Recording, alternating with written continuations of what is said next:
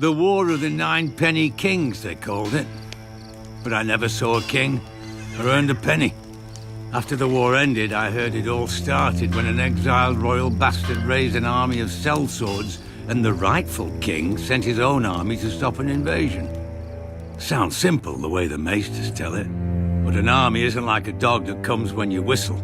The king calls on great lords, who call on lesser lords, who send out their captains to round up all the peasant men on the land the lord claims to own. If the lord is wise and generous, his new soldiers are given steel swords and wooden shields to fight his battles. Most of our army fought with sharp sticks. Singers still sing of the valiant heroes made in the war. Sir Brynden Tully, the Blackfish, Sir Tywin Lannister, and Prince Aerys Targaryen, Sir Barristan Selmy the Bold, who slew the bastard Pretender and ended the war at a stroke. But the king whose crown we were defending never came. He mattered too much, I suppose. His hand commanded the crown's armies and died valiantly in his son's arms. Or so the singers say. I never saw that either. I did see the soldiers when they came to our village. They declared I was too young to fight, but my brothers and friends were all going and I wouldn't be left behind. My oldest brother said I could be his squire, though he wasn't a knight, just a potboy armed with a stolen kitchen knife. He'd never need it. I saw him collapse on the march from fever, along with many from our village.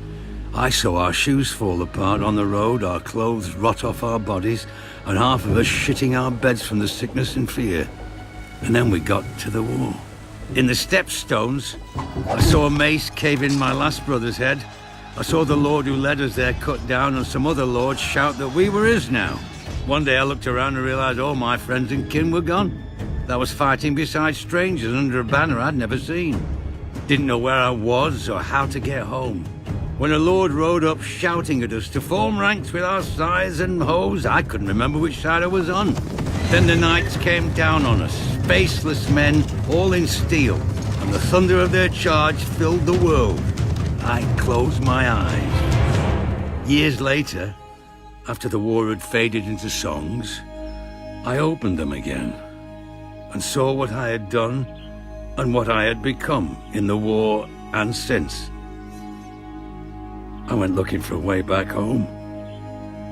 I know I'll never reach it, but that doesn't mean I don't need a guide.